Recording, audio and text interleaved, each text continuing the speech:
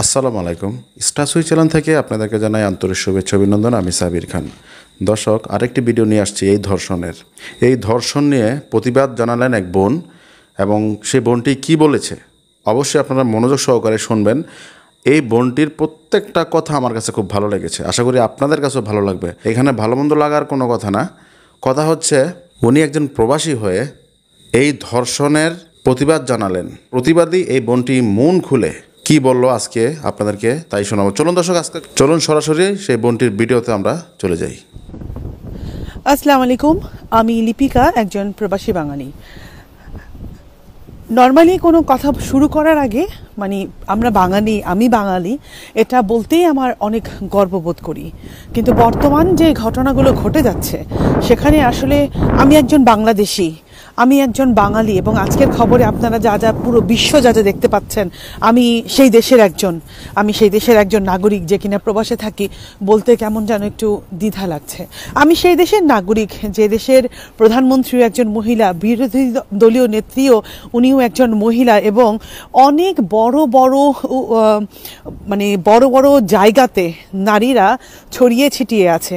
অনেক ক্ষমতা নারীদের হাতে এখন।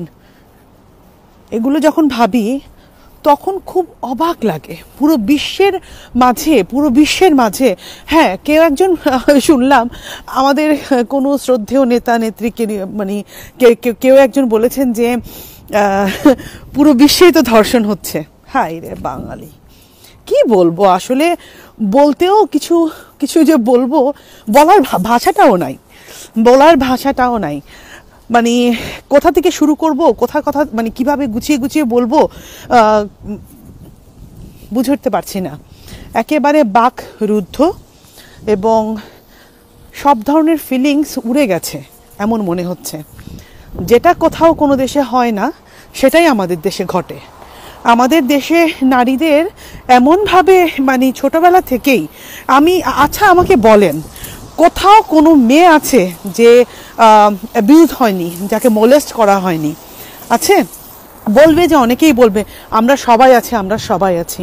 তো আপনারা সবাই যদি থাকেন এবং আপনারা সবাই মুখ খোলেন না বলেই আজকে এই ঘটনাগুলো ঘটে। আজকে যে ঘটনাগুলো ঘটলো এগুলো সব কিছু হচ্ছে গিয়ে চুপ থাকার পরিণাম।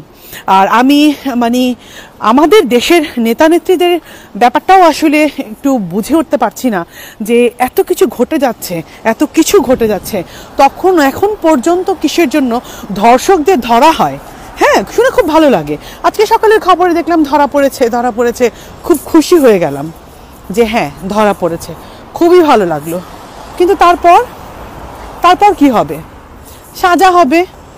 সাজা হবে এবং তারপরে আবার ছেড়ে দেবে। ফাঁসি তো হচ্ছে না, ফাঁসিটা কার্যকরী করতে হবে। তখন এই সমস্ত যারা কুলাঙ্গারগুলো আছে না, এরা তখন ভয় পাবে। এখন আমি বলি যে এরা সাহস কেন পায়? এরা সাহস পায় কারণ এদের পেছনে বড় হাত আছে। যদি হাত না থাকে তাহলে এরকম ভাবে আপনারা একবার ভাবেন না, সবাই একবার ভাবেন যে কিভাবে কোন মন মানসিকতায় কত বড় দাপট, কত বড় সাহস তাদের, যে ভিডিও করছে, একটা নারীকে বিবস্ত্র করে তাকে নির্যাতন করছে, সেটার ভিডিও বানানো হচ্ছে, এবং আফটার 32 days পরে গিয়ে সেটা ভাইরাল হচ্ছে। কি বলবো, বলার কিচ্ছু বলার নাই। হ্যাঁ, আপনারা অনেকেই বলবেন আপনারা প্রবাসী আছেন, ভালো আছি ভাই, ভালো আছি আলহামদুলিল্লাহ। ওরে বাবা, আল্লাহ বাঁচাই দিছে যে বাংলাদেশ ছেড়ে এখানে চলে আসছি। এই যে দেখেন একা ঘুরতেছি, কিচ্ছু হচ্ছে না। জানি রাত 12টার সময় যদি বের হই কিচ্ছু হবে না, সেই দেশে আমরা থাকি। কিন্তু যে দেশ আমার, সেই দেশ নিয়ে আমার কথা, সেই দেশ নিয়ে আমার চিন্তা, সেই দেশ নিয়ে কষ্ট লাগে ভাই। প্রতিটা খবরের কাগজে সব জায়গাতে বাংলাদেশের নাম। একটা সময় পার্শ্ববর্তী দেশ বাংলাদেশের পাশের দেশকে সবাই বলতো যে ধর্ষণের জন্য সবচাইতে ফার্স্ট হচ্ছে সেই দেশ। ওই দিন দেরি নাই যেই দিন বাংলাদেশ সবাইকে ছাড়ায় চলে যাবে। মাননীয় প্রধানমন্ত্রী এবং যত আমাদের মন্ত্রী, মিনিস্টার, নেতা নেত্রী যারাই আছেন, সবার কাছে 2 হাত জোর করে অন্যান্য সবার মতো অনেকেই চাইছেন, অনেকে কেন সবাই চাচ্ছেন আপনাদের কাছে আমরা বিচার চাই।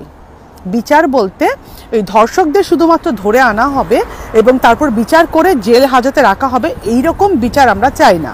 ধর্ষক মানেই হচ্ছে গিয়ে ফাঁসি দিতে হবে, এমন কিছু একটা স্টার্ট করেন, দেন তারা হচ্ছে ভয় পাবে। এদের ভিতরে ভয় নেই, এই অন্যায়টা করতে এদের ভয় লাগছে না। তার কারণ হচ্ছে গিয়ে ওই যে বললাম যে পেছনে শক্ত হাত আছে, বড় বড় নেতা নেত্রী বা মনে করো বড় বড় কিছু লোকজন আছে, দাপটে তারা এই সমস্ত কাজগুলো করে যায়। কত বড় সাহস, মা গো মা। আমরা যে দেশে বাস করি, যে দেশে যারা প্রবাসী আছেন, শুধু আমি না, লাখ লাখ কোটি কোটি লোকজন, বাঙালিরা সমস্ত পুরো বিশ্বে ছড়িয়ে ছিটিয়ে আছে, তাদের আমি জিজ্ঞেস করব, যে যেখানে আছেন সত্য কথা বলবেন, যে বিদেশে একটা ক্রাইম করতে আত্মা কাঁপে না? আমি যেখানটা আমি দাঁড়িয়ে আছি, এখান থেকে আমি যদি একটা চুইংগাম খেয়ে ফেলি, আমার লজ্জা লাগবে। সেখানে ধর্ষণ পর্যন্ত যেতে, কাউকে মোলেস্ট করব এমন কথা, মানে আমাদের এখানে যারা আছে, মানে পুরো প্রবাসীদের কথা আমি বলছি, আমি যে দেশে থাকি সে দেশের কথা বলবো না, আমি পুরো প্রবাসীদের কথা বলবো, যে তাদের কিন্তু 100 বার ভাবতে হবে। ধরা পড়লে কোনো রকমের ছাড় নেই, কিন্তু বাংলাদেশে ছাড় আছে। বাংলাদেশের মজাটা এইখানে, যার যা খুশি করা যায়, যে যত বেশি অন্যায় করবে ছাড় পাওয়া যায়। কারণ কি জানেন?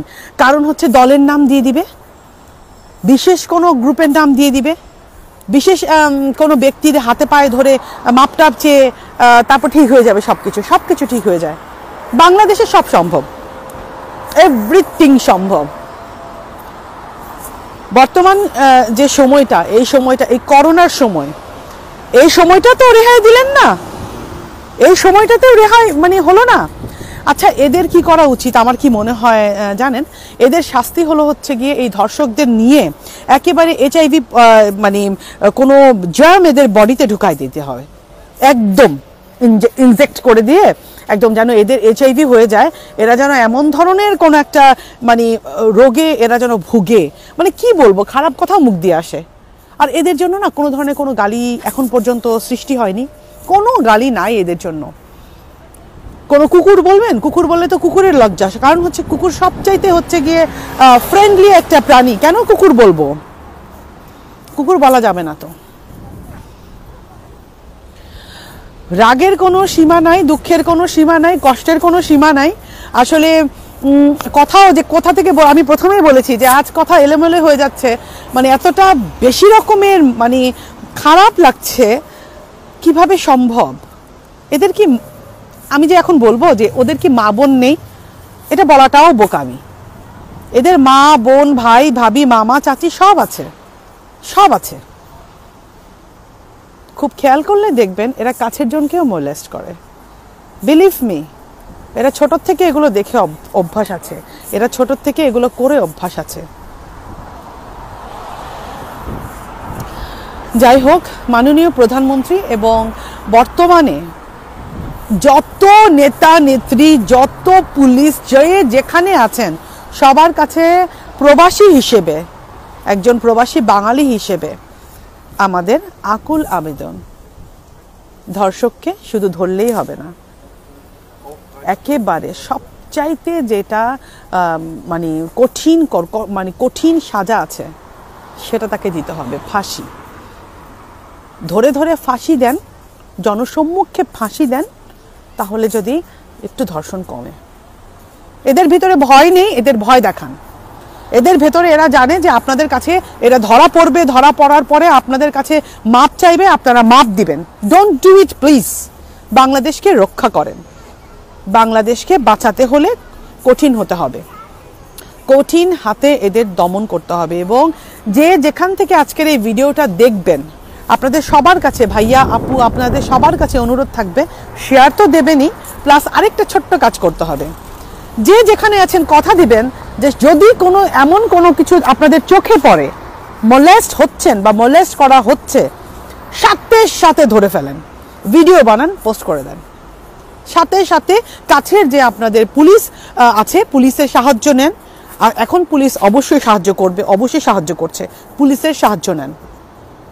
তারপর যদি না করে সেটাও দিয়ে দিবেন ফেসবুকে, দেখবো আমরা বসে বসে। প্লিজ অ্যাক্টিভ হন, বর্তমানে এই সময়টা চলে এসছে। আর মেয়েদের বলবো, ভয় পেও না, ভয় পাওয়ার মতো কোনো কিচ্ছু নেই, ভয় পেও না একেবারে। যে যেখান থেকে যদি কোনো রকমের কিছু করছে তোমাদের, সাথে সাথে পরিবারকে জানাও, পুলিশকে জানাও, রাষ্ট্রকে জানাও। এদের ভয় দেখাতে হয়, এমন দৃষ্টান্তমূলক শাস্তি এদের দিবেন যেন পুরো বাংলাদেশ একবার বলতে পারে এই ধর্ষণ আর না, এই ধর্ষণ আর না, এই ধর্ষণের নাম আমরা শুনতে চাই না। আরেকটা কথা, আরেকটা রিকোয়েস্ট থাকবে, এই যারা ধর্ষিতা তাদের ছবিগুলো দেবেন না, দরকার নেই তো। এই ভিডিওটা বন্ধ করে দেন না, ভিডিওটা বন্ধ করে দিন।